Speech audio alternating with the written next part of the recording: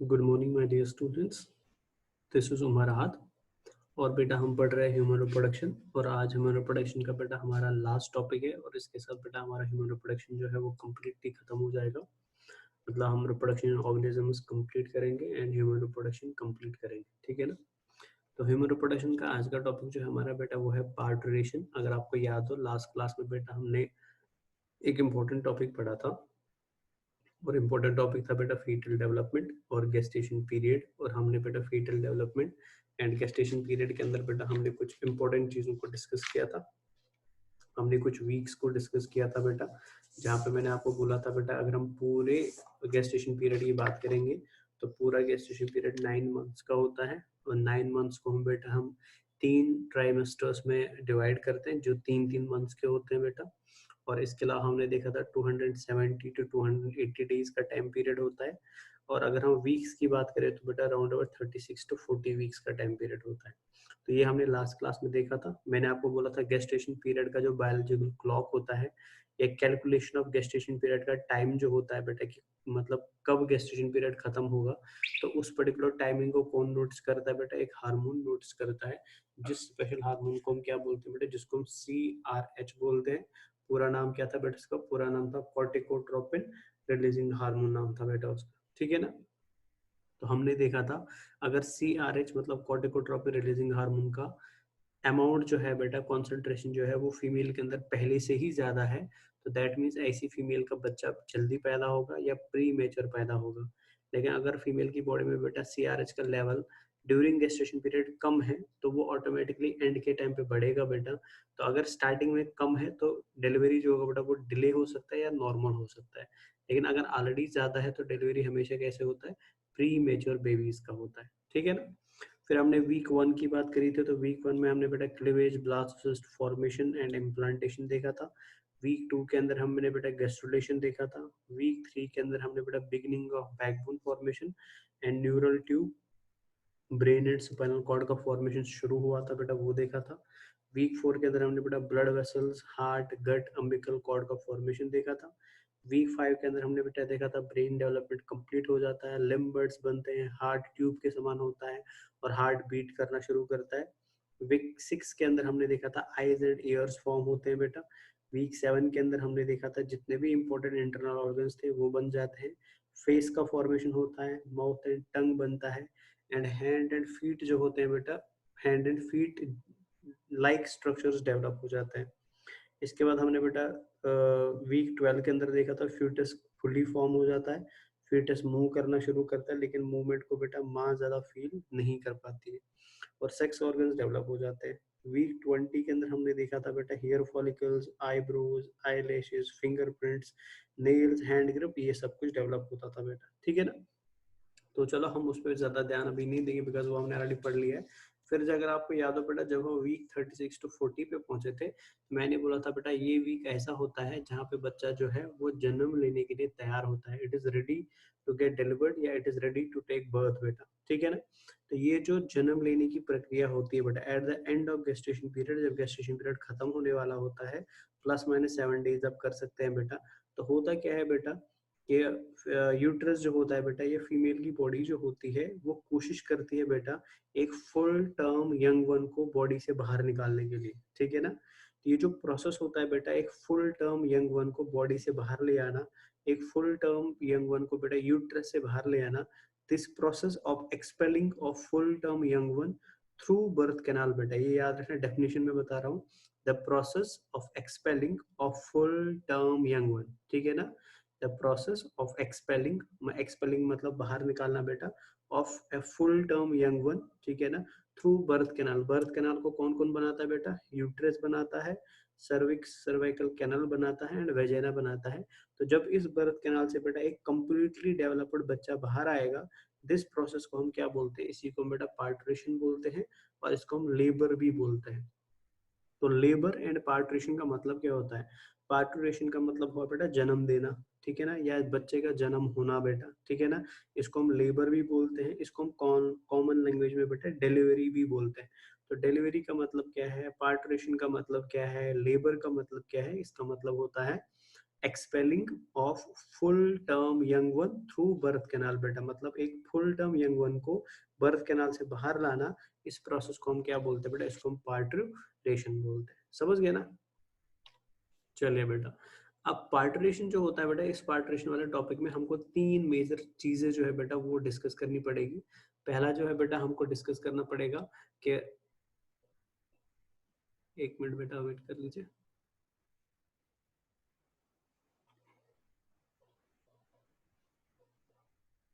तो पहला पार्ट जो बेटा हमको क्या डिस्कस करना पड़ेगा, हमको बर्थ प्रोसेस डिस्कस करना पड़ेगा। ठीक है, बर्थ प्रोसेस क्या होता है बेटा, ठीक है ना, बच्चे का जन्म कैसे होता है। सेकंड चीज जो है बेटा हम क्या पढ़ने वाले हैं बेटा, हम neuro endocrine control of parturition पढ़ेंगे कि एक्चुअली बेटा फीमेल की बॉडी में क्या ऐसी चेंजेस आती है जिसकी वजह से क्या होता है, जिसकी वजह से बच्चे का जन्म होता है। एंड फाइनली बेटा जन्म होने के बाद फीमेल की बॉडी में क्या क्या चेंज आएंगे बेटा, ठीक है, उसको हम प्यूरिन्यूरियम बोलते हैं। तो उसको हम बेटा एंड में पढ़ेंगे। तो यानी इन पार्टुरेशन टॉपिक के अंदर बेटा हमको बर्थ प्रोसेस पढ़ने के, जन्म कैसे होता है, जन्म होने के लिए बेटा या बच्चे को यूट्रस से बाहर लाने के लिए कौन कौन से हार्मोन्स यूज होते हैं, जिसके ऊपर से क्वेश्चन पूछे जाते हैं एग्जाम में। एंड फाइनली बेटा प्योर पेरिनियम क्या होता है बेटा, और इसमें क्या क्या चेंज आती है बेटा, और इसके कितने टाइप्स होते हैं। ठीक है ना, तो चलिए हम शुरू करते हैं बेटा।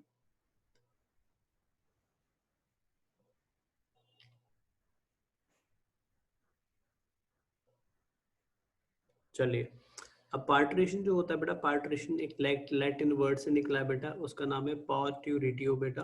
पार्ट्यूरिटियो का मतलब क्या होता है बेटा, टू गिव बर्थ। ठीक है ना, पार्टरेशन जो है बेटा, पार्टरेशन का पार्टरेशन टर्म जो है बेटा ये निकली है बेटा एक लैटिन टर्म से बेटा, एक लैटिन वर्ड से निकला है बेटा। ठीक है ना, और इस लैटिन वर्ड का मतलब क्या होता है बेटा, इस लैटिन वर्ड का मतलब होता है बर्थ देना या जन्म होना बच्चे का। ठीक है ना, चाइल्ड बर्थ, इसको हम चाइल्ड बर्थ भी बोलते हैं, लेबर भी बोलते हैं, डिलीवरी भी बोलते हैं, जो मैंने आपको अभी बताया। The process of delivering the baby and placenta from uterus to the vagina to the outside world after gestation period बेटा, इस प्रोसेस को हम क्या बोलते हैं, पार्टरेशन बोलते हैं। यानी अगर मैं एनसीईआरटी के अकॉर्डिंग बता दूं तो एनसीईआरटी ने लिखा है बेटा expelling of full term young one through birth canal. तो सेम चीज है बेटा, मतलब एक फुल टर्म यंग वन का बेटा यूट्रस से निकल के वेजाइना के थ्रू एंड सर्विकल कैनाल के थ्रू आउटसाइड वर्ल्ड में आना बेटा आफ्टर गेस्टेशन पीरियड, इसी को हम क्या बोलते हैं बेटा, इसी को हम पार्टुरेशन बोलते हैं। ठीक है ना, टाइमिंग्स आपको ऑलरेडी पता है बेटा, हमने टाइमिंग्स ऑलरेडी पढ़ी है, 270 टू 280 डेज बेटा, या आप ले सकते हैं 36 टू 40 वीक्स बेटा, या 9 प्लस माइनस 7 डेज बेटा, आप 9 मंथ्स प्लस माइनस 7 डेज कर सकते हैं।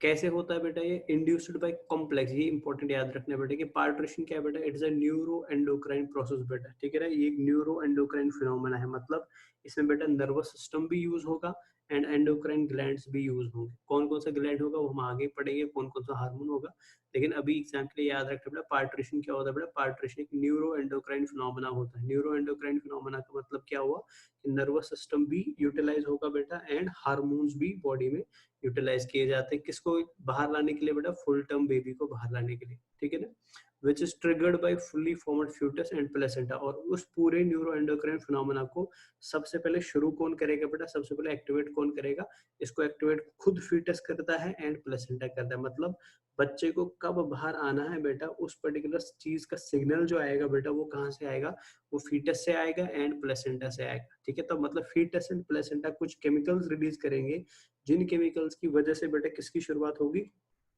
प्रोसेस ऑफ पार्टरेशन की शुरुआत होगी। इसको हम पढ़ेंगे भी बेटा, इसको फीटल इजेक्शन रिफ्लेक्स भी बोलते हैं। होता क्या है एक्चुअल बेटा, होता ये है कि जो फुल्ली मैच्योर्ड फीटस होता है ना, फुल्ली मैच्योर्ड फीटस क्या करता है बेटा, वो कुछ केमिकल सिग्नल्स रिलीज करता है। फुल्ली मैच्योर्ड फीटस क्या करेगा बच्चा, वो कुछ केमिकल सिग्नल्स को रिलीज करेगा। ठीक है ना, जैसे ही फुल्ली मैच्योर्ड फीटस से केमिकल सिग्नल रिलीज होती है, ये केमिकल सिग्नल्स बेटा यूट्रस के अंदर क्या करती है, ये स्मॉल कॉन्ट्रैक्शंस करना शुरू करा देती है। फीटस से, फुली मैच्योर्ड फीटस से केमिकल्स निकले, उन केमिकल्स ने बेटा यूट्रस के अंदर क्या कराना शुरू करा दिया, कॉन्ट्रैक्शन कराना शुरू कर। हालांकि ये कॉन्ट्रैक्शंस बहुत वीक होती है, लेकिन छोटी छोटी सी कॉन्ट्रैक्शंस कराना शुरू कर दिया। जैसे ये कॉन्ट्रैक्शन शुरू होती है बेटा, इन कॉन्ट्रैक्शंस को हम बोलते हैं फीटल इजेक्शन रिफ्लेक्सेस। मतलब इस पर्टिकुलर कॉन्ट्रैक्शन का होना मतलब होता है बेटा कि फीटस अब क्या चाहता है, वो यूट्रस से आउटसाइड वर्ल्ड में आना चाहता है। तो दीज माइल्ड कॉन्ट्रैक्शंस बेटा, जो बिकॉज ऑफ केमिकल्स जो फीटस की वजह से रिलीज हुए, उनकी वजह से शुरू हो गई, इन पर्टिकुलर सिग्नल्स को या इन पर्टिकुलर कॉन्ट्रैक्शंस को हम क्या बोलते हैं, इनको हम FER बोलते हैं। FER मतलब फीटल इजेक्शन रिफ्लेक्सेस बोलते हैं। जब फीटल इजेक्शन रिफ्लेक्स डेवलप होता है तो मतलब यूट्रस के अंदर स्मॉल कॉन्ट्रैक्शन शुरू हो जाती है। इन कॉन्ट्रैक्शंस की वजह से बेटा यूट्रस के आसपास जो नर्व्स होती है वो एक्टिवेट हो जाती है, और वो नर्व्स क्या करती है बेटा, वो हाइपोथैलेमस में चली जाती है, और हाइपोथैलेमस की वजह से बेटा हाइपोथैलेमस में एक्टिवेशन हो गया। एक्टिवेशन ऑफ हाइपोथैलेमस की वजह से क्या हो जाता है बेटा, वो पिट्यूटरी ग्लैंड से ऑक्सीटोसिन को रिलीज करवाता है। जैसे ऑक्सीटोसिन रिलीज हुआ बेटा, वो ब्लड में आ जाएगा, और ब्लड के थ्रू वो यूट्रस में आएगा, और यूट्रस के अंदर वो क्या कराना शुरू करेगा बेटा, वो खतरनाक स्ट्रॉन्ग कॉन्ट्रैक्शंस कराना शुरू कर देगा बेटा। तो मतलब ये मैं आपको बता रहे हैं, हम डिटेल में भी पढ़ेंगे। ये मैं आपको बता रहा हूँ बेटा, न्यूरो एंडोक्राइन का मतलब क्या होता था। न्यूरो एंडोक्राइन में क्या हुआ बेटा, ये शुरू हुआ बेटा कहाँ से, ये शुरू हुआ बेटा फुल्ली फॉर्मड फीटस से। फुली फॉर्मड फीटस ने क्या किया, कुछ केमिकल्स रिलीज करे। वो केमिकल्स कहाँ गए बेटा, वो केमिकल्स चले गए यूट्रस के पास। उन्होंने यूट्रस में क्या करा दिया, कॉन्ट्रैक्शन, जिन कॉन्ट्रैक्शंस को हम क्या बोलते हैं बेटा, फीटल इजेक्शन रिफ्लेक्सेस बोलते हैं। जैसे ही यूट्रस में बेटा ये छोटी छोटी कॉन्ट्रैक्शंस होना शुरू हो गई, तो इन कॉन्ट्रैक्शंस की वजह से क्या हुआ बेटा, इन कॉन्ट्रैक्शंस की वजह से ये हुआ कि पिट्यूटरी ग्लैंड एक्टिवेट होगा। पिट्यूटरी ग्लैंड रिलीज करेगा ऑक्सीटोसिन को, और ऑक्सीटोसिन फिर क्या कराता है बेटा, वो खतरनाक कॉन्ट्रैक्शंस कराता है किसकी, यूट्रस की, जिन कॉन्ट्रैक्शंस की वजह से फिर बच्चे का जन्म होता है। ठीक है ना। चले, लार्ज मैमल्स, प्राइमेट्स, जैसे फॉर एग्जाम्पल बेटा यहाँ पे लार्ज मैमल्स, ठीक है ना, primates, cattle, horses, giraffes, hippopotamus, dash and dash बेटा बहुत सारे एनिमल्स यहाँ पे लिखे हैं। Generally are pregnant with one offspring at a time, although they may have twin और मल्टीपल बर्थ्स ऑन ओकेजन बेटा। तो मतलब ये सिंपल सी बात है, नॉर्मली बेटा एक ही बच्चा पैदा होता है, लेकिन कभी कभी एक से ज्यादा भी पैदा हो सकते हैं बेटा, एक्सेप्शन नहीं है इसका कोई। ठीक है ना। चलिए बेटा, तो आगे बढ़ते हैं। इन दीज लार्ज एनिमल्स, जिनकी हम अभी बात कर रहे थे, the birth process is similar to that of humans. मतलब जो बर्थ प्रोसेस का endocrine nature, neuro endocrine nature होता है बेटा, या जो मेथड्स यूज किए जाते हैं बर्थ प्रोसेस में, वो सारे एनिमल्स के एक ही जैसे होते हैं। लेकिन डिफरेंस क्या बेटा, डिफरेंस ये होता है कि हमारे जो बच्चे होते हैं ना बेटा, वो जन्म के बाद खुद इंडिपेंडेंटली चल नहीं सकते, खुद इंडिपेंडेंटली फीड नहीं कर सकते, खुद इंडिपेंडेंटली बेटा उनमें कोई एक्टिविटी नहीं देखी जाती। लेकिन अगर आप बाकी एनिमल्स के बच्चों को देखोगे, उनके अंदर क्या देखने को मिलेगा बेटा, उनके अंदर आपको खुद एक्टिविटीज देखने को मिले। मतलब बाकी ऑर्गेनिजम्स के बच्चे जो होते हैं बेटा, वो जैसे जन्म लेंगे ना, जन्म के कुछ देर बाद ही क्या हो जाते हैं बेटा, खड़े हो जाते हैं, मूव करना शुरू करते हैं। ऐसे पर्टिकुलर ऑफस्प्रिंग्स को हम क्या बोलते हैं, प्री कोकियल ऑफस्प्रिंग्स बोलते हैं। तो मतलब ह्यूमंस के ऑफस्प्रिंग्स प्री कोकियल नहीं है बेटा, लेकिन बाकी एनिमल्स के ऑफस्प्रिंग्स कैसे होते हैं, प्री कोकियल होते हैं। प्री कोकियल का मतलब क्या हुआ बेटा, वो सेल्फ सफिशिएंट होते हैं आफ्टर बर्थ, वो खुद चल सकते हैं, मूव कर सकते हैं, डैश एंड डैश बेटा। ठीक है ना। अब हमारे बच्चों का जब जन्म होता है बेटा, इन केस ऑफ ह्यूमंस बेटा, जब बच्चों का जन्म होता है, तो ह्यूमंस के अंदर बेटा बच्चों का जन्म जब होता है, तो हमारे बच्चे का जन्म जब होगा, उसका सबसे पहले बेटा बर्थ कैनाल से हेड बाहर आता है। तो मतलब हमारे जन्म जो होता है बेटा, वो हेड डाउन होता है बेटा, मतलब पहले हेड बाहर आएगा, फिर बाकी रिमेनिंग बॉडी बाहर आती है। लेकिन इन एनिमल्स के अंदर क्या होता है बेटा, इनमें सबसे पहले बच्चे का टेल बाहर आता है, और फिर बाकी रिमेनिंग बॉडी के पार्ट्स आते हैं। समझ गए ना। चले, तो यहाँ पे कुछ लाइंस लिखी है बेटा, ये इंपॉर्टेंट नहीं है, आप चाहो तो बेटा इसको पॉज करके पढ़ सकते हैं। ठीक है ना। चले, अब हम आते हैं बेटा इंपॉर्टेंट चीज की तरफ, जो आपको एक्चुअल में याद रखना है बेटा, वो है साइंस ऑफ पार्ट्रेशन। मतलब हमको कैसे पता चलेगा कि अभी पार्ट्रेशन होने वाला है। ठीक है ना। हमको कैसे पता चलेगा बेटा कि पार्ट्रेशन अभी होने वाला है। ठीक है, देखिए 1 मिनट बेटा। देखो पार्ट्रेशन के साइंस जो होते हैं, पार्ट्रेशन के जो साइंस होते हैं बेटा, ठीक है, तो यहाँ पे कुछ इंपॉर्टेंट साइंस दिए जो आपको याद रखने हैं। पहला जो इंपॉर्टेंट साइंस जो दिया है बेटा पार्ट्रेशन का, वो है फीमेल जिसका बेटा अभी बच्चे का जन्म होने वाला होगा, ठीक है ना, उसका बेटा फुल्ली स्वोलन वेल्वा होता है। मैंने आपको ऑलरेडी बेटा सेक्सुअल रिप्रोडक्शन के अंदर पढ़ाया, फीमेल्स का एक्सटर्नल जेनिटिलिया जो होगा, उस पूरे एक्सटर्नल जेनिटिलिया को हम क्या बोलते हैं बेटा, उसको हम विल्वा बोलते हैं। तो विल्वा क्या हो जाएगा बेटा, स्लाइटली स्वोलन हो जाएगा। एब्डोमेन जो होगा बेटा, वो ब्लोटेड हो जाएगा बेटा। ठीक है, मेमोरी ग्लैंड्स डेवलप होना शुरू होंगे, एंड मिल्क सिक्रीशन शुरू होगा। बॉडी से बेटा वेजाइना से म्यूकस डिस्चार्ज होगा बेटा। मतलब ये जस्ट पार्ट्रेशन के जस्ट कुछ टाइम पहले की चीजें है बेटा। लेबर एंड कॉन्ट्रैक्शन शुरू हो जाएंगे। ठीक है, एंड फीलिंग रेलेंट मतलब बेचैनी सी बॉडी में शुरू हो जाएगी बेटा। ये सारे जो होते हैं बेटा साइंस ऑफ पार्ट्रेशन होते हैं। तो मतलब जिस फीमेल के अंदर बेटा पार्ट्रेशन का टाइम पीरियड, पार्ट्रेशन का क्लॉक शुरू होने वाला है, तो उसमें बेटा आपको ये सारी चेंज मिलेंगी। विल्वा स्वोलन हो जाएगा, मेमोरी ग्लैंड से मिल्क निकलना शुरू होगा, लेबर एंड कॉन्ट्रेक्शंस हो जाएंगे, बेचैनी रेलेंटलेस होगी, म्यूकस डिस्चार्ज होगा एंड स्टोमक जो होगा बेटा वो ब्लोटेड स्टोमक होगा। ठीक है ना। चलिए बच्चा आगे देखेंगे। अब है बेटा जो इम्पोर्टेंट पार्ट आपको याद रखनी है कि बर्थ प्रोसेस जो होता है मतलब जन्म जो बच्चा लेता है बेटा, इस बर्थ प्रोसेस के या इस जन्म के बेटा 3 मेजर स्टेज होते हैं। ठीक है ना। बर्थ प्रोसेस जो होता है, बर्थ प्रोसेस के क्या है बेटा 3 इंपॉर्टेंट स्टेज है बेटा। ठीक है ना। जैसे फर्स्ट स्टेज जो होगा बेटा, इसके अंदर क्या होगा बेटा, dilation and effacement of cervix. मतलब कुछ नहीं है बेटा कि सर्विक्स जो है बेटा, सर्विक्स डायलेट करेगा, सर्विक्स फूल जाएगा बेटा। ठीक है ना। और सर्विक्स के अंदर जो बेटा सर्वाइकल प्लग था ना वो रिलीज हो जाएगा बेटा। तो होता क्या है बेटा फर्स्ट स्टेज में, यानी बच्चे के बाहर आना जो होता है बेटा, जब बच्चे का जन्म होता है, बच्चे के जन्म लेने के 3 मेजर स्टेज है बेटा। अभी हम खाली, मैंने स्टार्टिंग में जब लेक्चर शुरू किया था मैंने बोला था 3 स्टेप्स पढ़ने हमको बेटा। पहला स्टेप था बर्थ प्रोसेस, और इस बर्थ प्रोसेस के बेटा 3 सब स्टेज है बेटा। पहला सब स्टेज ये है बेटा कि सर्विक्स जो है बेटा, सर्विक्स फूल जाएगा बेटा, सर्विक्स बेटा ब्रॉड हो जाएगा एंड उसके अंदर बेटा जो सर्वाइकल प्लग बना था बेटा शुरुआत में जब इम्प्लांटेशन हुआ था, वो सर्वाइकल प्लग रिलीज हो जाएगा बेटा। सेकंड स्टेज में क्या होगा बेटा, सेकंड स्टेज में ये होगा कि बच्चा जो है बेटा वो अब यूट्रस से बाहर की तरफ आना शुरू कर देगा बेटा। मतलब हेड बाहर आना स्लाइटली स्लाइटली शुरू कर देगा, इसको हम बर्थिंग प्रोसेस बोलते हैं बेटा। एंड लास्ट क्या होगा बेटा, finally last delivery of placenta होगा। तो मतलब पहले बेटा पेन शुरू हुआ, पहले दर्द शुरू हुआ, पहले डायलेशन हो रहा है बेटा, सर्विक्स का डायलेशन हो रहा है, प्यूबिक सिम्फाइसिस लूज हो रहा है, तो मतलब ओवरऑल सिस्टम डायलेट हो रहा है ताकि बच्चा बाहर आ जाए। अब जब बच्चा बाहर आ गया बेटा, मतलब बच्चे का जन्म हो गया, बच्चे ने बाहर आना शुरू कर दिया, मतलब या बच्चा जन्म हो गया बेटा, तो जन्म वाली प्रोसेस को हम क्या बोलते हैं, इसको बर्थिंग प्रोसेस बोलते हैं। अब जैसे पूरा बच्चा बाहर आ जाता है ना, उसके बाद बेटा हमने प्लेसेंटा के टाइप्स पढ़े थे बेटा। हमारा प्लेसेंटा ऐसा होता है बेटा जो कंप्लीटली डिफ्यूज प्लेसेंटा होता है, जो पूरा का पूरा बाहर आ जाता है बाद में। तो उस प्रोसेस को बेटा जहाँ पे प्लेसेंटा बाहर आ जाता है उसको हम क्या बोलते हैं, डिलीवरी ऑफ प्लेसेंटा बोलते हैं, या इसको हम आफ्टर बर्थ भी बोलते हैं। ये याद रखना, आफ्टर बर्थ का मतलब क्या होता है बेटा, आफ्टर बर्थ का मतलब होता है, मैं यहाँ पे लिख देता हूँ बेटा। ठीक है ना। इसको हम क्या बोलते हैं बेटा, इसको हम आफ्टर बर्थ भी बोलते हैं। ठीक है, तो ये याद रख लेना बेटा। आफ्टर बर्थ का मतलब क्या होता है बेटा, आफ्टर बर्थ का मतलब होता है डिलीवरी ऑफ प्लेसेंटा को हम क्या बोलते हैं बेटा, डिलीवरी ऑफ प्लेसेंटा को हम आफ्टर बर्थ भी बोलते हैं। समझ आया ना। यानी बच्चे के अंदर बेटा जो बर्थिंग मतलब जो जन्म की प्रोसेस होती है बेटा, जो फर्स्ट स्टेप होता है बेटा, उसके 3 सब स्टेज है बेटा। पहले सब स्टेज में डायलेशन होगा, ठीक है ना, of cervix, of vagina, of pubic symphysis dash dash बेटा। सर्वाइकल प्लग रिलीज हो जाएगा बेटा, ये दूसरा पॉइंट होगा। सेकंड स्टेज में क्या होगा बेटा, बच्चे का जन्म होगा, पूरा बच्चा बाहर आ गया, बच्चे का जन्म हो गया।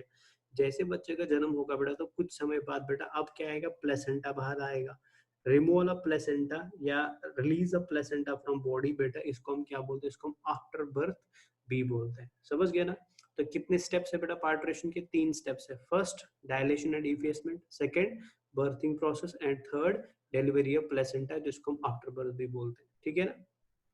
चलिए अब ये लॉन्गेस्ट स्टेज एंड अब ये हमारा जो फर्स्ट स्टेज होता है बेटा, मतलब डायलेशन एंड इफेसमेंट जो होता है बेटा, डायलेशन एंड इफेसमेंट के 3 सब स्टेज है बेटा। ठीक है, फर्स्ट है बेटा अर्ली लेबर फेज, सेकंड है बेटा active labour phase and third है बेटा ट्रांजिशन फेज। ठीक है ना। तो याद रखना है बेटा कि जो बर्थिंग प्रोसेस है, बर्थिंग प्रोसेस के फर्स्ट स्टेज में बेटा, यहाँ पे हमने डायलेशन एंड इफेसमेंट पढ़ा था, इसके 3 सब स्टेज है। पहला है बेटा अर्ली लेबर फेज, सेकंड है बेटा active labour phase and third है बेटा ट्रांजिशन फेज। ठीक है ना। तो मतलब जब फीमेल को फील होना शुरू होगा बेटा कि हाँ अब बच्चे का जन्म होने वाला है, जब मदर को बेटा फील होगा कि हाँ अब बच्चे का जन्म होने वाला है, उस पर्टिकुलर फर्स्ट स्टेज के 3 स्टेज है बेटा, labour phase early, labour phase active and transition phase. ठीक है ना। अर्ली लेबर फेज के अंदर क्या होता है बेटा, time of onset of labour until the cervix is dilated to 3 centimetre. मतलब अर्ली लेबर फेज में क्या होगा बेटा कि शुरुआत होगी बेटा किसकी, पार्ट्रेशन की शुरुआत हो जाएगी, लेबर की शुरुआत हो जाएगी, डिलीवरी की शुरुआत हो जाएगी, और ये तब तक चलेगा बेटा जब तक सर्विक्स जो है बेटा वो 3 सेंटीमीटर डायलेट ना हो जाए। तो स्टार्ट से लेकर जब तक सर्विक्स का डायमीटर 3 सेंटीमीटर तक नहीं डायलेट होगा, नहीं बढ़ेगा, तब तक हम इसको हम क्या बोलते हैं बेटा, इसको हम अर्ली लेबर फेज बोलते हैं। एक्टिव लेबर फेज में क्या होगा बेटा, 3 सेंटीमीटर से लेकर 7 सेंटीमीटर तक सर्विक्स क्या करता है, डायलेट करता है बेटा। मिडल फेज होता है, पेनफुल फेज होता है, इसको हम एक्टिव लेबर फेज बोलते हैं। एंड फाइनली बेटा ट्रांजिशन फेज 7 से लेकर 10 सेंटीमीटर जब बेटा इसका डायमीटर बढ़ेगा, इसको हम क्या बोलते हैं बेटा, इसको हम ट्रांजिशन फेज बोलते हैं। तो प्लीज याद रखेंगे बेटा कि पार्ट्रेशन का जो पहला स्टेज है बेटा dilation and effacement. Dilation and effacement के बेटा 3 सब स्टेज है, early, active and transition. Early में बेटा 3 सेंटीमीटर याद रखना है, एक्टिव में बेटा हाई पेन एंड 7 सेंटीमीटर याद रखना है, एंड ट्रांजिशन में बेटा 10 सेंटीमीटर याद रखेंगे। आप समझ गए ना? चलिए आगे बढ़ते हैं।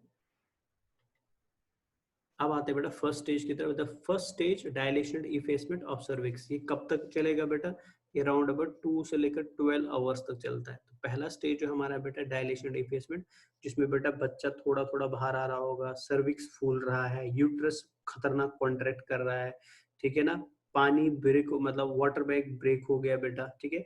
ये सारे स्टेज जो होता है बेटा, ये सब कुछ अर्ली स्टेज में आता है, फर्स्ट स्टेज में आता है। और ये कब तक चलेगा बेटा, एक फीमेल के अंदर ये 2 से लेकर 12 घंटे तक चल सकता है। मतलब ये पेन, ये प्रोसेस जो है बेटा, ये 2 to 12 आवर्स तक चल सकता है। Starts with a series of involuntary contractions of the muscular wall of uterus. तो ये स्टेज शुरू होता है बेटा कि यूट्रस के अंदर स्मॉल कॉन्ट्रैक्शन शुरू हो जाती है बेटा, जो मैंने आपको अभी बताया था, जिन कॉन्ट्रैक्शंस को हम क्या बोलते हैं बेटा, जिसको फीटल इजेक्शन रिफ्लेक्सेस बोलते हैं, ठीक है ना। उनको हम यूट्राइन कॉन्ट्रैक्शंस भी बोलते हैं। अब ये छोटी छोटी सी यूट्राइन कॉन्ट्रैक्शंस जो है बेटा, अब इसके बाद क्या होगा, and gradual dilation and effacement of cervix. तो जैसे ये कॉन्ट्रैक्शन शुरू हो गई, तो सर्विक्स जो है बेटा वो क्या होना शुरू होगा, डायलेट होना शुरू होगा बेटा, ठीक है ना। With each contraction and pain, the cervical opening opens until it is fully dilated to 10 centimeter. तो मतलब क्या होगा बेटा कि अब इस पर्टिकुलर टाइम पीरियड में फर्स्ट स्टेज डायलेशन इफेसमेंट में बेटा कंटिन्यूअसली पेन भी होगा, कंटिन्यूअसली डायलेशन ये कॉन्ट्रैक्शंस भी होंगे। और ये तब तक चलेगा बेटा जब तक 10 सेंटीमीटर तक साइज इंक्रीज नहीं होगा बेटा। अब ये हमारा फर्स्ट फेज जो है बेटा फर्दर डिवाइडेड इनटू 3 सब स्टेज, जो हम अभी बात कर रहे थे, लेटेंट और early labour phase. Latent and early labour phase में क्या होता है, first time mother can last up to 6 to 10 hours. मतलब अगर किसी फीमेल में बेटा पहली बार बच्चे का जन्म हो रहा है, तो उसमें बेटा अर्ली लेबर फेज कितने घंटे तक चल सकता है, 10 घंटे तक चल सकता है बेटा। कंट्रैक्शंस बेटा इस फेज में बहुत ही स्मॉल होती है एंड इरेगुलर होती है। मतलब बीच बीच में कॉन्ट्रैक्शन होगा, फिर गायब हो जाएगा, फिर दोबारा से होगा, फिर गायब हो जाएगा। लेकिन कॉन्ट्रैक्शंस बहुत पेनफुल नहीं होती है बेटा, ठीक है ना। तो माइल्ड कॉन्ट्रैक्शंस होती है। As contractions begin, the wall of uterus starts to contract through stimulation by the release of pituitary hormone oxytocin. The contractions cause the cervix to widen and begin to open बेटा। तो मतलब इस phase में क्या होगा बेटा, जैसे मैं अभी थोड़ी देर पहले बता रहा था, जैसे ही छोटी छोटी सी माइल्ड कॉन्ट्रैक्शन शुरू होंगी, इन माइल्ड कॉन्ट्रैक्शंस की वजह से बेटा यूट्रस की नर्व्स एक्टिवेट हो जाएंगी, वो ब्रेन में चली जाएंगी। ब्रेन में हाइपोथैलेमस बेटा ऑर्डर देगा बेटा पिट्यूटरी ग्लैंड को ऑक्सीटोसिन रिलीज करने का। जैसे ऑक्सीटोसिन रिलीज होगा बेटा, तो फिर कॉन्ट्रैक्शंस क्या हो जाती है बेटा, और ज्यादा इंक्रीज होने लगती है, ठीक है ना। अब इस फेज के अंदर एक इंपॉर्टेंट चीज देखने को मिलती है बेटा, some pinkish discharge and feel a bit of abdominal discomfort. यहाँ पे बेटा वजाइना से एक पिंकिश डिस्चार्ज बाहर आने लगता है। वो पिंकिश डिस्चार्ज एक्चुअल में क्या होता है बेटा, एमनियोटिक फ्लूइड होता है। एंड इस release of water like pinkish discharge को बेटा, जो एक्चुअल में एमनियोटिक फ्लूइड होता है, इसको हम क्या बोलते हैं, ब्रेकेज ऑफ वाटर बोलते हैं बेटा, या हम बोलते हैं कि वाटर बैग ब्रेक हो गया बेटा। तो वाटर बैग ब्रेक होने का मतलब क्या होता है बेटा, रप्चर ऑफ एमनियोटिक मेम्ब्रेन होता है। कॉन्ट्रैक्शंस की वजह से एमनियोटिक मेम्ब्रेन रप्चर हो गया, वहां से बेटा वो एमनियोटिक फ्लूइड बाहर आने लगा, जिसको हम बोलते हैं वाटर ब्रेक होना बेटा, ठीक है ना। तो याद रखें बेटा, ब्रेकेज ऑफ वाटर ब्रेक कहाँ पे होता है बेटा, शाबाश, वो अर्ली लेबर फेज में होता है, ठीक है ना। वैसे एनसीईआरटी में इतना डिटेल में नहीं दिया है, लेकिन फिर भी हम बेटा इसको डिटेल में पढ़ रहे हैं। चलिए आगे बढ़ते हैं। एक्टिव लेबर फेज में क्या था, first time mother, active labour phase बेटा पहली, अगर किसी फीमेल में पहली बार जन्म हो रहा है बच्चे का, उसमें कितने घंटे तक चल सकता है, 3 to 6 आवर्स तक चल सकता है। यहाँ पे पेन बहुत ज्यादा इंटेंस होता है and occurs with increased frequency. तो मतलब बहुत हाई पेन होता है, खतरनाक पेन होता है, और पेन बेटा कंटिन्यूअसली इंक्रीज होता रहता है, ठीक है ना। और याद रखना बेटा, ये मतलब एक्यूरेट नहीं है, लेकिन फिर भी बेटा ये माना जाता है कि जब बच्चे का जन्म होता है, तो उस टाइम पे माँ को बेटा इतना पेन होता है, इमेजिन कर लीजिए बेटा, बॉडी की मेन 20 बोन्स, जो लास्ट 20 बोन्स है बेटा, वो एक साथ ब्रेक हो गई। तो उन 10-20 बोन्स का बेटा एक साथ ब्रेक होने की वजह से जो पेन होता है बेटा वो कब होता है बेटा, वो मदर को ड्यूरिंग पार्ट्रिशन फेल होता है बेटा। तो आप इमेजिन कर सकते हैं कि कितना ज्यादा पेन होता होगा जिसको हम बेटा समझ भी नहीं सकते हैं, ठीक है ना। चलिए सेकंड ट्रांजिशन फेज बेटा लास्ट फॉर ये ज्यादा बेटा टाइम तक नहीं रहेगा, 20 to 30 minutes, and contractions come on every 1 to 3 minutes and are very intense in nature बेटा, ठीक है ना। तो यहाँ पे भी बेटा हाई पेन होगा, ये 30 मिनट्स तक रहेगा बेटा, एंड कॉन्ट्रेक्शंस बीच में आएंगी और बीच में गायब हो जाएंगी। फाइनली क्या होगा बेटा, सर्विक्स डायलेट होगा फ्रॉम 7 to 10 सेंटीमीटर, और डायलेशन क्या हो जाता है बेटा, कंप्लीट हो जाता है, ठीक है ना। यहाँ पे आप डायग्राम देख सकते हो बेटा, अनडायलेटेड सर्विक्स, एंड यहाँ पे देख सकते हैं डायलेटेड सर्विक्स। यहाँ पे आप देख लो बेटा, सर्विक्स का पोर एकदम क्लोज है, एकदम बंद है, लेकिन जैसे डायलेट हो गया तो पूरा पोर क्या हो गया बेटा, पूरा पोर ओपन हो गया, ठीक है। तो यही प्रॉपर्टी है बेटा, इसी प्रॉपर्टी को हम क्या बोलते हैं, डायलेशन बोलते हैं। यहाँ पे भी आप देख सकते हो बेटा नॉन डायलेटेड है, यहाँ पे भी नॉन, एंड फाइनली क्या हो गया बेटा, डायलेट हो गया, फिर बच्चा बेटा हेड डाउन क्या आ जाएगा, नीचे आ जाएगा, ठीक है ना। तो पार्ट्रेशन की प्रोसेस में बेटा आपने याद रखा 3 स्टेज होते हैं। पहला होता है बेटा डायलेशन एंड इफेसमेंट, ठीक है ना, जहाँ पे क्या होंगे बेटा, जहाँ पे 3 सब स्टेज होंगे बेटा। पहला होगा बेटा जो बड़ा इंपॉर्टेंट है बेटा, जिस सब स्टेज के अंदर जो अराउंड अबाउट 10 आवर्स तक भी, 10 to 12 आवर्स रह सकता है बेटा, जिसके अंदर बेटा माइल्ड कॉन्ट्रेक्शंस होती है, ठीक है। माइल्ड कॉन्ट्रेक्शंस के अलावा वाटर ब्रेक हो जाता है, एंड इसके अलावा ऑक्सीटोसिन रिलीज होना शुरू हो जाता है। फिर एक्टिव लेबर फेज बेटा, जहाँ पे सबसे ज्यादा ऑक्सीटोसिन रिलीज होगा एंड सबसे ज्यादा कॉन्ट्रेक्शंस पाई जाती है। एंड फाइनली ट्रांजिशन फेज बेटा, जहाँ पे फाइनली सर्विक्स डायलेट होगा, एंड फिर बेटा क्या शुरू होगा, बच्चा डिसेंड करना शुरू कर देगा, ठीक है ना। चलिए अब आते हैं बेटा इस प्रोसेस पे कि ये जो बर्थिंग प्रोसेस है या ये जो पार्ट्रिशन है, इसको हार्मोन्स कैसे कंट्रोल करते हैं, एंड कौन कौन सा हार्मोन बेटा इसको कंट्रोल करता है। देखो मैं दोबारा से कहानी बताऊंगा, तो प्लीज कहानी आप याद रख लेना बेटा। होता क्या है बेटा, होता ये है कि जैसे ही फ्यूटस को लगता है कि हाँ अब मैं पूरी तरीके से डेवलप हो गया हूँ, अब मेरी बॉडी पूरी तरीके से बन गई है, तो फ्यूटस क्या करता है बेटा, ये कुछ केमिकल सिग्नल्स को रिलीज करता है। जिन केमिकल सिग्नल्स में बेटा, जिन केमिकल सिग्नल्स की वजह से बेटा क्या होता है, यूट्रस जो है बेटा, यूट्रस स्मॉल कॉन्ट्रेक्शंस करना शुरू करता है। पेसिव स्टेज के अंदर यूट्रस में छोटी छोटी सी कॉन्ट्रेक्शन शुरू हो जाएंगी। जैसे ही यूट्रस की कॉन्ट्रेक्शन शुरू हो जाती है, तो इन यूट्राइन कॉन्ट्रेक्शंस की वजह से बेटा यूट्रस के अंदर जो नर्व्स है वो एक्टिवेट हो जाती है। जैसे नर्व एक्टिवेट हो गया, तो ये नर्व्स कहाँ पे चली जाती है बेटा, हाइपोथैलेमस में चली जाती है। तो जैसे ये नर्व्स हाइपोथैलेमस में चली जाती है, तो ये सिग्नल ऑफ यूट्राइन कॉन्ट्रेक्शन लेके जाती है। तो हाइपोथैलेमस क्या करता है बेटा, हाइपोथैलेमस एक इंपॉर्टेंट हार्मोन को रिलीज करता है, ठीक है ना।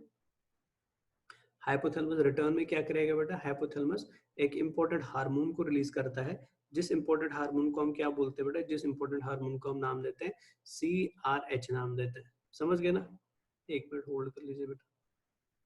तो इस इंपॉर्टेंट हार्मोन को हम क्या बोलते हैं, इसको हम CRH बोलते हैं। तो सबसे पहले हमने शुरू किया बेटा, हमने बोला कि यूट्रस के अंदर क्या हो बेटा, यूट्रस के अंदर कॉन्ट्रेक्शन शुरू हो गई, ठीक है ना।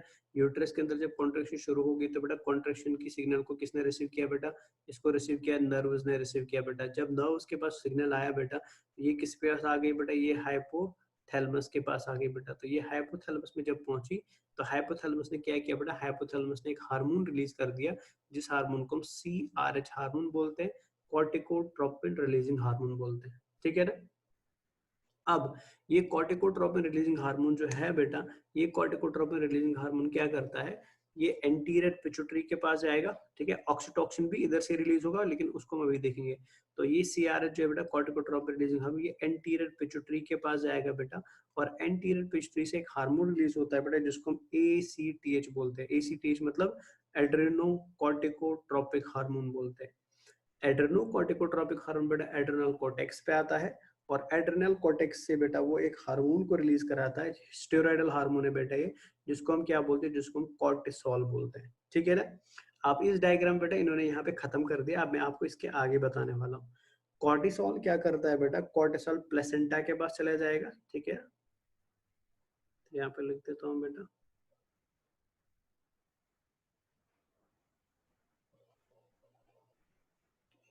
माउस से मैं नहीं लिख पा रहा हूँ, बस यहाँ पे अब याद रख लो बेटा।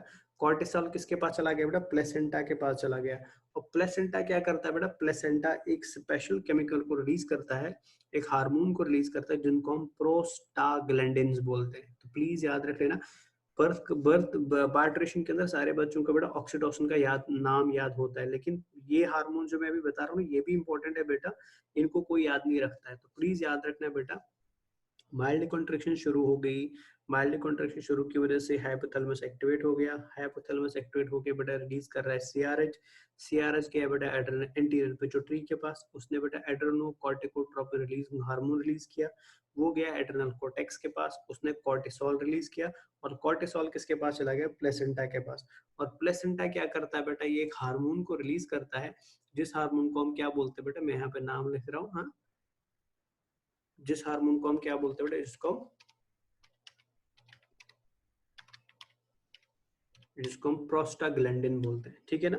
और ये प्रोस्टाग्लैंडिन क्या करता है बेटा, ये प्रोस्टाग्लैंडिन ऑक्सीटोसिन के साथ मिलके बेटा, ठीक है, मतलब प्रोस्टाग्लैंडिन प्लस ऑक्सीटोसिन आपस में मिल जाते हैं बेटा, और दोनों मिलके क्या कराते हैं, यूट्राइन कॉन्ट्रैक्शंस कराते हैं। यानी यूट्रस को कॉन्ट्रैक्ट करने के लिए खाली बेटा ऑक्सीटोसिन यूज नहीं होता है, ऑक्सीटोसिन के अलावा भी बेटा एक और हार्मोन यूज होता है, जिस हार्मोन को हम क्या बोलते हैं बेटा, जिस हार्मोन को हम नाम देते हैं शाबाश प्रोस्टाग्लैंडिन बोलते हैं। और वो प्रोस्टाग्लैंडिन कहाँ से रिलीज होता है बेटा, वो एड्रेनल कोर्टेक्स से रिलीज होता है। यानी पिट्यूटरी ग्लैंड के अंदर बेटा, एंटीरियर पिट्यूटरी ग्लैंड के अंदर बेटा जो एंटीरियर वाला लोब है, एंटीरियर वाले लोब ने किसको रिलीज किया बेटा, एसीटीएच, दैट मींस बेटा CRH, ACTH, cortisol and prostaglandin plus oxytocin बेटा, ये सब किस में यूज होते हैं बेटा, ये पार्टुरेशन के अंदर यूज किए जाते हैं। समझ गए ना।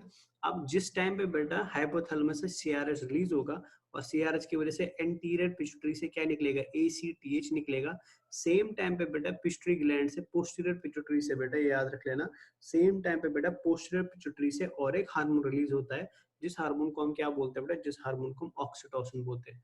तो मैं दोबारा से बता रहा हूँ बेटा आपको कि सिग्नल्स रिलीज हुई बेटा फीटस से, उन्होंने यूट्रस को कॉन्ट्रैक्ट कराया, यूट्रस कॉन्ट्रैक्ट हुआ तो ब्रेन एक्टिवेट हुआ, ब्रेन एक्टिवेट हो गया बच्चा, तो उसने हाइपोथैलेमस को एक्टिवेट कराया, हाइपोथैलेमस जैसे ही बच्चा एक्टिवेट हुआ, हाइपोथैलेमस ने रिलीज कर रही है सीआरएच, मतलब corticotropin releasing hormone, corticotropin releasing hormone anterior pituitary के पास चला गया, ठीक है। अगर मैं यहाँ पे ड्रॉ कर दूं बेटा थोड़ा, इसको हम यूज करते हैं, अगर हम यहाँ पे बात कर ले बेटा, ये पिट्यूटरी ग्लैंड यहाँ पे है ना, एंटीरियर पिट्यूटरी, तो अगर मैं यहाँ पे और एक डिब्बा ऐसे बना दूं, तो ये एंटीरियर पिट्यूटरी था अभी, ठीक है। अब हम यहाँ पे और एक डिब्बा बना रहे हैं, तो अगर वो एंटीरियर पिट्यूटरी था, तो ये है बेटा क्या, ये है पोस्टीरियर पिट्यूटरी, समझने के लिए, ये मान लीजिए बेटा ये पोस्टीरियर पिट्यूटरी है, ठीक है ना। तो सीआरएच एंटीरियर पिट्यूटरी के पास चला गया, और इसने क्या रिलीज किया, एसीटीएच, एसीटीएच एड्रेनल कोर्टेक्स में गया, कॉर्टिसोल रिलीज हुआ, एंड फाइनली क्या निकला बेटा, यहाँ पे निकलेगा प्रोस्टाग्लैंडिन। जिस टाइम पे सीआरएच की वजह से बेटा एंटीरियर पिट्यूटरी से प्रोस्टाग्लैंडिन बनाया जाता है, सेम टाइम पे बेटा सीआरएच कहाँ चला जाएगा, पोस्टीरियर पिट्यूटरी में चला जाएगा। पोस्टीरियर पिट्यूटरी बेटा एक्टिवेट कैसे हुई, बिकॉज ऑफ एफईआर, एफईआर मतलब अच्छा, हाइपोथैलेमस कैसे एक्टिवेट हुआ बेटा, अगर हम यहाँ पे इसको कंप्लीट कर दे, तो हाइपोथैलेमस कैसे एक्टिवेट हुआ बेटा, वो एक्टिवेट हुआ बिकॉज ऑफ एफ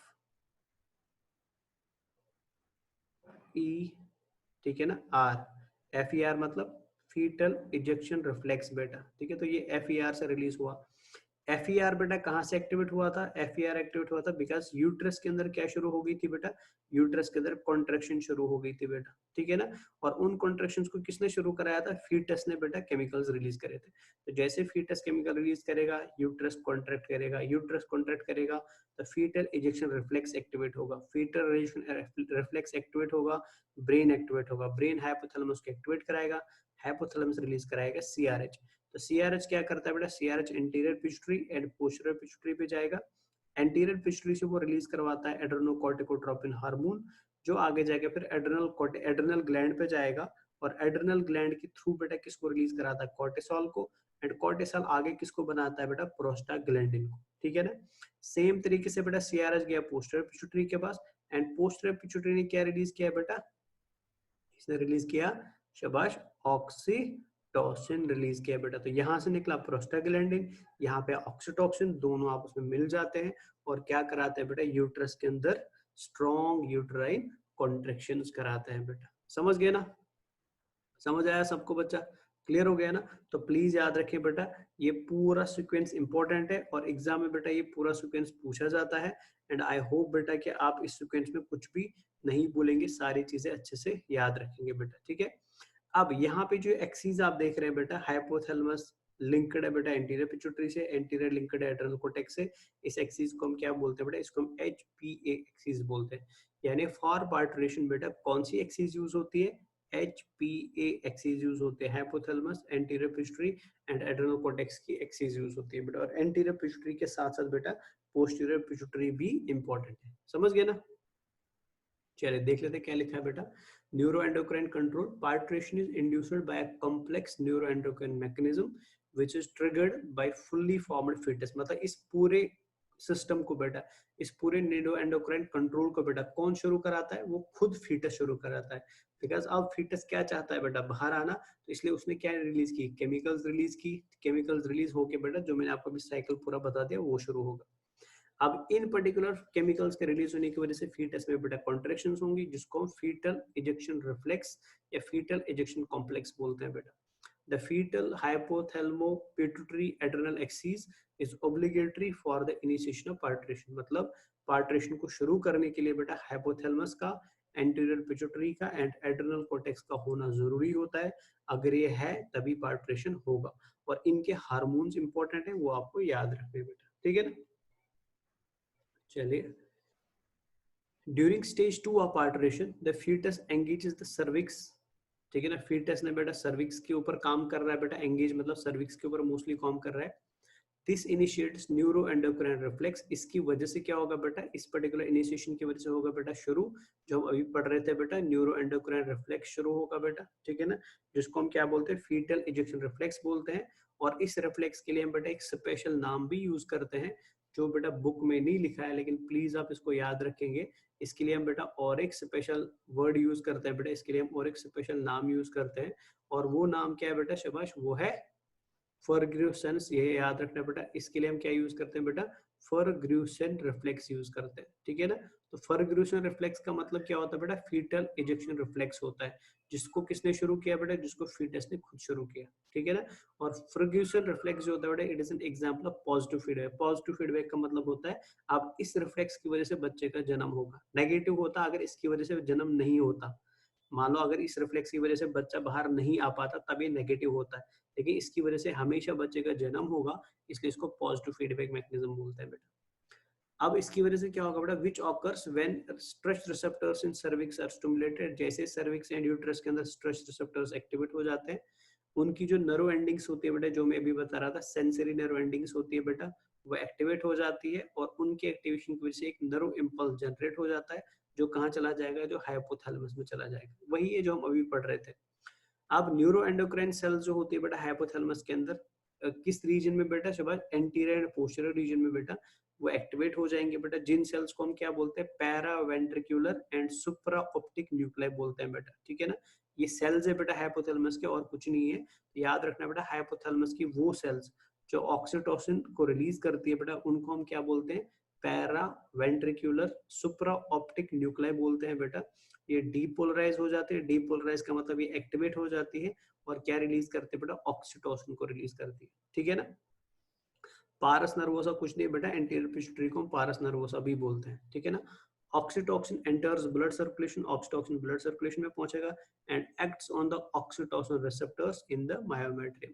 तो फाइनली क्या होगा बेटा, ऑक्सीटोसिन जैसे ब्लड के अंदर पहुंचा, ये बेटा मायोमेट्रियम में पहुंचा। हमने पढ़ा था बेटा यूट्रस के अंदर 3 वॉल लेयर्स होती है, एपिमेट्रियम, बायोमेट्रियम एंड एंडोमेट्रियम। बायोमेट्रियम में बेटा सारी मसल्स ऑफ यूट्रस पाई जाती है, तो ये इन मसल्स को एक्टिवेट करेगा और क्या शुरू करेगा, कॉन्ट्रैक्शन शुरू करेगा। Uterine contractions therefore increase in strength and frequency. जैसे ऑक्सीटोसिन बॉडी में रिलीज होगा, पहले तो माइल्ड कॉन्ट्रैक्शंस हो रही थी, लेकिन अब एक्टिव फेज में क्या होंगे बेटा, स्ट्रॉन्ग कॉन्ट्रैक्शन शुरू होंगे बेटा, ठीक है ना।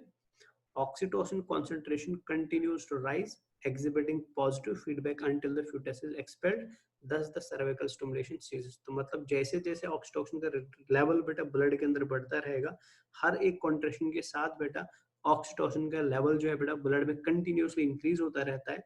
तो इस हाई इंक्रीज इन ऑक्सीटोसिन की वजह से बेटा एक पॉजिटिव फीडबैक डेवलप हो जाता है, जो पॉजिटिव फीडबैक क्या करता है बेटा, वो फीटल को एक्सपेल करेगा, बाहर निकालेगा बेटा, और फाइनली फिर क्या होगा बेटा, जैसे ही फीटस बाहर आएगा, सर्विक्स स्टिमुलेशन जो था बेटा, सर्विक्स जो फूल रहा था बेटा, फैल रहा था, वाइडन हो रहा था, वो क्या हो जाएगा, वो रुक जाएगा बेटा। समझ गया ना? तो इम्पोर्टेंट है बेटा, एकदम इजी है बेटा, कुछ इसमें खतरनाक है नहीं, सिंपल में याद रखना बेटा। हुआ क्या, हुआ ये कि फीटस ने केमिकल रिलीज किया, फीटस के केमिकल चले गए बेटा यूट्रस के पास, तो यूट्रस थोड़ा थोड़ा सा स्लोली स्लोली बेटा क्या करने लगा, कॉन्ट्रैक्ट करने लगा। जैसे यूट्रस में थोड़ी थोड़ी सी कॉन्ट्रैक्शन शुरू हो गई, उनकी वजह से बेटा एक रिफ्लेक्स डेवलप हुआ, जिस रिफ्लेक्स को हम क्या बोलते हैं बेटा, जिसको हम फीटल एजेक्शन रिफ्लेक्स बोलते हैं, न्यूरो एंडोक्राइन रिफ्लेक्स बोलते हैं, या याद रखना बेटा फर्ग्यूसन रिफ्लेक्स भी बोलते हैं। फर्ग्यूसन रिफ्लेक्स जो होता है बेटा, एक पॉजिटिव फीडबैक मैकेनिज्म होता है। क्यों पॉजिटिव फीडबैक होता है? बिकॉज जैसे फर्ग्यूसन रिफ्लेक्स एक्टिवेट हो जाएगा, तो यूट्रस के अंदर एंड सर्विक्स के अंदर जो बेटा जो स्ट्रेच रिसेप्टर्स थे वो एक्टिवेट हो जाएंगे। जैसे स्ट्रेच रिसेप्टर एक्टिवेट हो गए बेटा, उन्होंने ब्रेन को एक्टिवेट करा दिया, ब्रेन ने बेटा हाइपोथैलेमस को एक्टिवेट करा दिया। हाइपोथैलेमस के अंदर कौन सी सेल्स को बेटा, paraventricular and supra optic nuclear cells को एक्टिवेट करा दिया। जैसे ये सेल्स एक्टिवेट हो गई, उन्होंने ऑक्सीटोसिन रिलीज किया। ऑक्सीटोसिन का लेवल बेटा बहुत ज्यादा बॉडी में बढ़ेगा, प्रोस्टाग्लैंडिन का लेवल बेटा बॉडी में बहुत ज्यादा बढ़ेगा, और दोनों का लेवल जब इंक्रीज होगा तो ये कॉन्ट्रैक्शंस को इंक्रीज कराएंगे। जब कॉन्ट्रैक्शंस इंक्रीज होंगी, इन्हीं कॉन्ट्रैक्शंस की वजह से बच्चा जन्म लेगा, बच्चा बाहर आएगा, और जैसे बच्चा बाहर आता है, फिर उसके बाद बेटा सर्विक्स का जो स्टिमुलेशन था, सर्विक्स का जो एक्टिवेशन था, वो रुक जाता है। जैसे ही सर्विक्स का एक्टिवेशन रुकेगा, तो ऑटोमेटिकली बेटा फर्ग्यूसन रिफ्लेक्स खत्म हो जाएगा। फर्ग्यूसन रिफ्लेक्स खत्म होगा तो ऑटोमेटिकली ऑक्सीटोसिन को रिलीज करना बॉडी कम कर देगी बेटा। समझ गए ना? चलिए आगे बढ़ते हैं। अब ये डायग्राम है बेटा, इसमें आपको फीटल एजेक्शन रिफ्लेक्स पूरे अच्छे से समझ आएगा, तो ध्यान से देख लीजिए बेटा। हम इस डायग्राम को समझ लेते हैं कि ये डायग्राम हमको क्या बताना चाहता है। देखिए, यहाँ से हम शुरू करते हैं बेटा, फर्स्ट स्टेप यहाँ से शुरू हो रहा है। Baby moves deeper in mother's birth canal, मतलब बच्चा जो है बेटा वो बाहर आना चाहता है, तो वो थोड़ा नीचे की तरफ मूव करना शुरू कर देगा, या टुवर्ड्स सर्विक्स मूव करना शुरू कर देगा। जैसे बच्चा नीचे की तरफ आएगा, तो ये सर्विक्स के ऊपर दबाव डालेगा, तो सर्विक्स स्ट्रेच करेगा बेटा। जैसे सर्विक्स में स्ट्रेचिंग होगी, तो इस स्ट्रेचिंग की वजह से क्या होगा बेटा, इस स्ट्रेचिंग की वजह से होगा नर्व इम्पल्स जनरेट बेटा। सर्विक्स एंड यूट्रस स्ट्रेच हो रहे हैं, तो stretching of cervix and uterus की वजह से नर्व इम्पल्स जनरेट हुआ, और वो कहाँ चला गया, हाइपोथैलेमस में चला गया। जैसे नर्व इम्पल्स बेटा, ये हाइपोथैलेमस यहाँ पे बेटा, दिस इज हाइपोथैलेमस। जैसे हाइपोथैलेमस में नर्व इम्पल्स पहुंचा, तो हाइपोथैलेमस ने क्या किया बेटा, उसने पोस्टीरियर पिट्यूटरी को एंड एंटीरियर पिट्यूटरी को बेटा क्या कर दिया, सिग्नल भेजा बेटा। पोस्टीरियर पिट्यूटरी के पास, ये पोस्टीरियर पिट्यूटरी है यहाँ पे बेटा, जब पोस्टीरियर पिट्यूटरी के पास सिग्नल पहुंचेगा, तो वहां से क्या रिलीज होगा बेटा, हमने अभी देखा था CRH रिलीज होगा, मतलब हाइपोथैलेमस ने CRH रिलीज किया, वो किसके पास चला गया बेटा, पोस्टीरियर पिट्यूटरी के पास। पोस्टीरियर पिट्यूटरी में जैसे CRH एंटर करेगा, तो क्या निकलेगा, ACTH मतलब एड्रेनोकॉर्टिकोट्रोपिन हार्मोन रिलीज होगा। एड्रेनोकॉर्टिकोट्रोपिन हार्मोन रिलीज होगा, वो एड्रेनल कॉर्टेक्स के पास जाएगा। एड्रेनल कॉर्टेक्स से क्या रिलीज कराएगा, कॉर्टिसोल, और कॉर्टिसोल किसको बनाएगा, वो बनाएगा बेटा इंपॉर्टेंट हार्मोन को, जिसको हम प्रोस्टाग्लैंडिन बोलते हैं। सेम टाइम पे बेटा ये एंटीरियर पिट्यूटरी भी एक्टिवेट होगा, जिसको इन्होंने यहाँ पर हाईलाइट कर दिया। एंटीरियर पिट्यूटरी जैसे एक्टिवेट होगा, तो वो क्या रिलीज करेगा, ऑक्सीटोसिन रिलीज करेगा। ऑक्सीटोसिन ब्लड के अंदर एंटर करेगा, और फाइनली कहाँ पहुंचेगा बेटा, myometrium of uterus, uterine muscle मतलब मायोमेट्रियम ऑफ यूट्रस में पहुंचेगा। जैसे यूट्रस में पहुंचेगा बेटा, तो ये क्या कराएगा, कॉन्ट्रैक्शन मोर विगरसली कराएगा, और फाइनली इन कॉन्ट्रैक्शन की वजह से बच्चे का क्या होता है, जन्म होता है बेटा। समझ गए ना? कुछ भी डिफरेंट डिफिकल्ट नहीं है बेटा, इजी कॉन्सेप्ट है, सिंपल कॉन्सेप्ट है बेटा, बस थोड़ा सा ध्यान देना है बेटा। क्लियर है ना? चलिए आगे बढ़ते हैं बेटा। अब इसके अलावा बेटा जो हमने अभी हार्मोन्स पढ़े हैं, तो अभी आपने कौन कौन सा हार्मोन याद रखा बेटा, ACTH रखा, कॉर्टिसोल रखा, प्रोस्टाग्लैंडिन रखा एंड ऑक्सीटोसिन रखा, ठीक है। इसके अलावा बेटा कुछ और हार्मोन्स भी रिलीज होते हैं, जैसे रिलैक्सिन। रिलैक्सिन एक बड़ा इंपॉर्टेंट हार्मोन है बेटा, और इसको रिलीज कौन करता है बेटा, प्लेसेंटा रिलीज करता है। रिलैक्सिन क्या करता है बेटा, अगर आपको याद हो, मैंने प्यूबिक सिम्फाइसिस आपको बोला था, ये प्यूबिक सिम्फाइसिस की कार्टिलेज को क्या कर देगा, लूज कर देगा बेटा, बिकॉज बच्चे को तो बर्थ कैनाल से बाहर आना है, और बर्थ कैनाल के अंदर बेटा नीचे सर्विक्स है, सर्विक्स के अंदर बेटा सर्वाइकल बोन्स आपस में जुड़ी हुई है, तो अगर वो जुड़ी हुई ही रहेंगी, तो बच्चे को बाहर आने में दिक्कत होगा, तो हमको उसको थोड़ा फैलाना पड़ेगा। तो फैलाने के लिए बेटा जो सर्वाइकल बोन्स होते हैं उनके बीच में प्यूबिक सिम्फाइसिस का कार्टिलेज होता है, ये रिलैक्सेशन क्या करेगा बेटा, ये उसी कार्टिलेज को स्मूथ करा देता है ताकि वो फैल जाए, ताकि वो एक्सटेंड हो जाए, जिसकी वजह से बच्चे का जन्म इजिली होगा बेटा।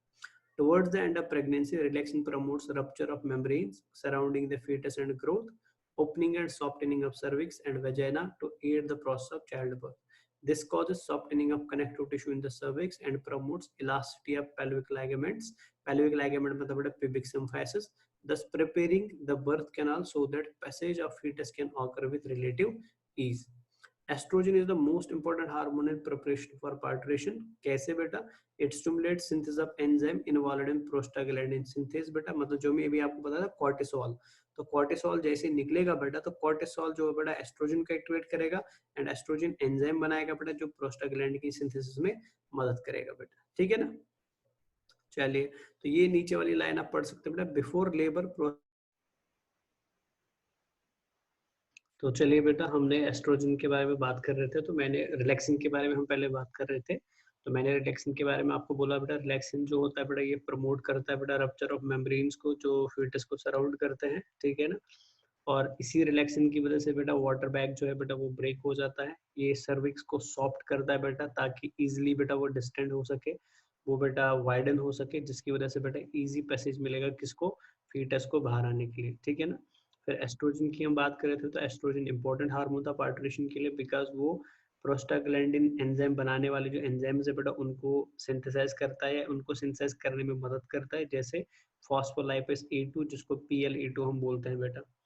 इसके अलावा बेटा प्रोस्टाग्लैंडिन एस्ट्रोजन के, अच्छा प्रोस्टाग्लैंडिन जब बन गया बेटा तो प्रोस्टाग्लैंडिन क्या करता है बेटा, ये सर्वाइकल राइपनिंग करता है। सर्वाइकल राइपनिंग का मतलब ये होता है कि जो सर्विक्स एरिया है बेटा, सर्विक्स एरिया के अंदर जो हार्ड कनेक्टिव टिश्यूज है बेटा, ये उन हार्ड कनेक्टिव टिश्यूज को सॉफ्ट एंड फ्लेक्सिबल बनाता है। एंड सॉफ्ट एंड फ्लेक्सिबल क्यों बनाना है उनको बेटा, बिकॉज जैसे वो सॉफ्ट एंड फ्लेक्सिबल बनेंगे उसी वजह से फिर इजिली क्या होगा बेटा, डिस्टेंशन होगा बेटा एंड वाइडनिंग होगी बेटा, ठीक है ना। इसके अलावा बेटा प्रोस्टाग्लैंडिन का हमने फर्स्ट टाइम फंक्शन पढ़ ही लिया बेटा। प्रोस्टाग्लैंडिन आल्सो हेल्प करता है बेटा ऑक्सीटोसिन को बेटा किसमें, कॉन्ट्रैक्शन ऑफ यूट्रस के अंदर बेटा, ठीक है ना। चलिए आगे बढ़ेंगे अभी। तो ये वही है बेटा जो हम अभी पढ़ रहे थे, endocrine control of parturition, progesterone and estrogen. Progesterone maintain करता है बेटा प्रेगनेंसी को, एस्ट्रोजन प्रमोट करता है पार्टरेशन को बेटा। दोनों के बीच में एक बैलेंस जब होगा तभी जाके हो क्या होगा बेटा, प्रॉपर पार्टरेशन होगा। ये वाला डायग्राम साइड वाला इंपॉर्टेंट है बेटा, अगर आप देख पा रहे हैं तो यहाँ पे बेटा पूरा इंपॉर्टेंट अच्छे से समझा दिया गया है कि क्या क्या होता है बेटा। तो यहाँ पे आप देख सकते हैं प्रोजेस्टेरोन जो है बेटा वो यूट्राइन कॉन्ट्रैक्शंस करा सकता है, सर्वाइकल राइपनिंग करा सकता है एंड प्रोस्टाग्लैंडिन को बनने में मदद करता है। एस्ट्रोजन भी प्रोस्टाग्लैंडिन की फॉर्मेशन को रोक मदद नहीं सॉरी प्रोस्टाग्लैंडिन की फॉर्मेशन को रोकेगा, मतलब नेगेटिव फीडबैक डेवलप करता है बेटा प्रोस्टाग्लैंडिन के लिए। प्रोस्टाग्लैंडिन जो बेटा वो सर्वाइकल राइपनिंग को होने नहीं देगा। प्रोस्टाग्लैंडिन जो है बेटा ये प्रोस्टाग्लैंडिन नहीं, प्रोजेस्टेरोन जो है बेटा, प्रोजेस्टेरोन यूट्राइन कंट्रैक्शंस को होने नहीं देता है बिकॉज ये नेगेटिव फीडबैक दिखा रहा है बेटा। प्रोजेस्टेरोन जो होता है बेटा वो सर्वाइकल राइपनिंग नहीं होने देगा बिकॉज ये क्या कर रहा है बेटा, ये नेगेटिव फीडबैक दिखा रहा है। एंड प्रोजेस्टेरोन जो होता है बेटा ये प्रोस्टाग्लैंडिन को बनने नहीं देगा बिकॉज ये क्या कर रहा है बेटा, ये इनहिबिटर का काम कर रहा है, किसके लिए, पार्टरेशन के लिए। तो अगर आप यहाँ पे इस डायग्राम में देखेंगे, यहाँ पे लिखा प्रोजेस्टेरोन जो होता है बेटा वो मेंटेन करता है प्रेगनेंसी को। मेंटेन करना प्रेगनेंसी का मतलब ये नहीं चाहेगा कि पार्टरेशन हो, ये नहीं चाहेगा कि बच्चा डिलीवर हो बेटा, ठीक है ना। तो इसलिए ये नेगेटिव फीडबैक दिखा रहा है। लेकिन इसके अपोजिट में कौन काम कर रहा है बेटा, उसके अपोजिट में काम कर रहा है estrogen, relaxin, prostaglandin and oxytocin. तो मतलब सपोर्ट वाले ज्यादा है एंड अपोजिंग वाला कम है बेटा, तो इसी वजह से क्या होगा, इसी वजह से पार्टरेशन होगा बेटा, ठीक है ना। चलिए, तो ये डायग्राम प्लीज बाद में देख लीजिएगा या बना भी लीजिएगा अगर नोट्स बना रहे हैं आप लोग तो। चले अब आते हैं लास्ट पॉइंट की तरफ बेटा, वो है प्योर पेरियम बेटा, पोर पेरियम और पोस्ट पैरेटम पीरियड। इसका मतलब क्या होता है, ठीक है ना। पोस्ट पैरेटम पीरियड का मतलब होता है बेटा जब एक बार बच्चे का जन्म हुआ तो आपने देखा बेटा कि बच्चे के जन्म होते समय या ड्यूरिंग फ्यूटल डेवलपमेंट माँ की बॉडी के अंदर कितनी ज्यादा चेंज आ गई बेटा। यूट्रस के अंदर चेंज आ गया, वेजाइना के अंदर चेंज आ गया, प्यूबिक सिम्फाइसिस के अंदर चेंज आ गया, सर्विक्स के अंदर चेंज आ गया। तो जब एक बार बच्चे का जन्म होगा ना बेटा, उसके बाद मदर जो है बेटा उसको कम से कम 6 वीक्स और 42 डेज का पीरियड लगता है बेटा बॉडी को दोबारा से क्या करने में, रिकवर कराने में बेटा, ताकि दोबारा से माँ की बॉडी जो है बेटा वो तैयार किसके लिए हो सकती है, इम्प्लांटेशन या नेक्स्ट डिलीवरी के लिए तैयार हो सकती है। तो ये जो बॉडी की रिकवरी होती है बेटा बोथ एनाटॉमिकली एंड फिजिकली बेटा, ठीक है ना, एक मदर के अंदर, इस रिकवरी ऑफ बॉडी को हम क्या बोलते हैं बेटा, इसको हम पोस्ट पैरेटम पीरियड बोलते हैं बेटा, ठीक है ना। तो वो समय, जिस समय के अंदर मदर की बॉडी रिकवर करेगी बेटा, वापस डेवलप हो जाएगी बेटा, वापस रिप्रोडक्टिव ऑर्गन्स बेटा ओरिजिनल नॉन प्रेग्नेंट फॉर्म में रिटर्न होंगे बेटा, इस पर्टिकुलर पीरियड को हम क्या बोलते हैं, इसको हम पोस्ट पैरेटम पीरियड बोलते हैं, ठीक है ना। The period of about 6 weeks after child birth, during which the mother's reproductive organs return to their original non pregnant condition। इसी दौरान क्या होता है बेटा, इसी दौरान लैक्टेशन इनिशिएट होता है। लैक्टेशन के अंदर आपको दो चीजें याद रखनी बेटा, मैं लिख देता हूँ यहाँ पे। लैक्टेशन के अंदर बच्चा आपको दो इंपॉर्टेंट चीज याद रखनी है जो एग्जाम में पूछी जाती है बेटा, ठीक है ना। पहली चीज जो आपको याद रखनी है बेटा, लैक्टेशन के अंदर प्रोडक्शन ऑफ मिल्क, ये पूछा जाता है बेटा, प्रोडक्शन ऑफ मिल्क आपको याद रखना है। प्रोडक्शन ऑफ मिल्क जिस हार्मोन की वजह से होता है उस हार्मोन को हम बेटा बोलते हैं, प्लीज याद रख लीजिएगा, प्रोलैक्टिन बोलते हैं, ठीक है ना। तो प्रोलैक्टिन क्या कराता है बेटा, प्रोलैक्टिन प्रोडक्शन ऑफ मिल्क कराता है, समझ गया ना। सेकंड चीज याद रखना बेटा, ये तो प्रोडक्शन ऑफ मिल्क हो गया। सेकंड चीज याद रखना बेटा बच्चा आपको कि सिक्रीशन या ejection, ejection of milk, ejection of milk, ठीक है ना, कौन कराता है बेटा, ऑक्सीटोसिन कराता है, ठीक है ना। तो प्रोडक्शन ऑफ मिल्क कौन कराता है, प्रोडक्शन ऑफ मिल्क प्रोलैक्टिन कराता है, एंड इजेक्शन कौन कराता है बेटा, इजेक्शन ऑक्सीटोसिन कराता है बेटा, समझ आया ना। इसके अलावा और एक चीज याद रखनी बेटा कि बच्चा जो पहली बार माँ का दूध पीता है बेटा, up to first 2 to 4 days बेटा, मतलब मदर की बॉडी से जो पहले 2 या 4 दिन तक मिल्क निकलता है उस मिल्क को हम बोलते हैं बेटा कोलोस्ट्रम। क्या बोलते हैं, कोलोस्ट्रम। एंड कोलोस्ट्रम की प्रॉपर्टी क्या होती है बेटा, ये येलो कलर्ड होता है, नॉर्मल मिल्क व्हाइट कलर्ड होता है, लेकिन कोलोस्ट्रम येलो कलर्ड होता है, ठीक है ना, थिक होता है, थिक होता है बेटा, एंड इसमें हाई क्वांटिटी ऑफ आयरन पाया जाता है, ठीक है ना। तो process of production of milk को हम लैक्टेशन बोलते हैं। तो लैक्टेशन के लिए बेटा प्रोलैक्टिन हार्मोन जरूरी होता है, मिल्क को मेमोरी ग्लैंड से बाहर निकालने के लिए ऑक्सीटोसिन जरूरी होता है, एंड जो पहला मिल्क मदर की बॉडी से निकलता है बेटा उस पहले मिल्क को हम क्या बोलते हैं, उसको हम कोलोस्ट्रम बोलते हैं बेटा, समझ गए ना। चलिए, अब during this stage body tissues specially the reproductive system reverts back to the pre pregnant state both anatomically and physically, recovering from the stress of pregnancy and delivery। इस पीरियड को हम क्या बोलते हैं, इसको हम पोस्ट पैरेटम पीरियड बोलते हैं बेटा, समझ गए ना। तो यहाँ पे हमारा बेटा इस टॉपिक के साथ ही हमारा पूरा का पूरा 110% बेटा sexual reproduction in human beings खत्म हो जाता है। और इंशाल्लाह बेटा कल की क्लास से हम शुरू करेंगे प्लांट्स का सेक्सुअल रिप्रोडक्शन बेटा, sexual reproduction in flowering plants. और फर्स्ट लेक्चर बेटा कल होगा sexual reproduction in flowering plants का। तो अभी आप क्या करेंगे बेटा, अभी जितनी भी डायग्राम्स एनसीईआरटी में दी है रिप्रोडक्टिव सिस्टम की वो आप लेबलिंग करेंगे उनका, बिकॉज मोस्ट कॉमनली बेटा डायग्राम्स अगर आती है तो रिप्रोडक्टिव सिस्टम की डायग्राम्स पूछी जाती है। एंड क्वेश्चन सॉल्व करेंगे, जो क्वेश्चंस नहीं आ रहे हैं बेटा, अच्छा मेंस्ट्रुअल साइकिल के क्वेश्चंस कॉमनली सॉल्व करेंगे बिकॉज वो मोस्ट ऑफनली पूछे जाते हैं बेटा। कोई क्वेश्चन नहीं आता है तो प्लीज मुझे बताइए, हम उन क्वेश्चंस को बेटा डिस्कस भी करेंगे, ठीक है बच्चा। तो चलो आज हमारा क्लास फिनिश हो जाता है एंड हमारा चैप्टर भी फिनिश हो जाता है, चैप्टर नंबर 2। एंड अब हम कल से पढ़ेंगे बेटा इंशाल्लाह चैप्टर नंबर 3, ठीक है ना। चले बेटा, खुदा हाफिज एंड थैंक यू बेटा।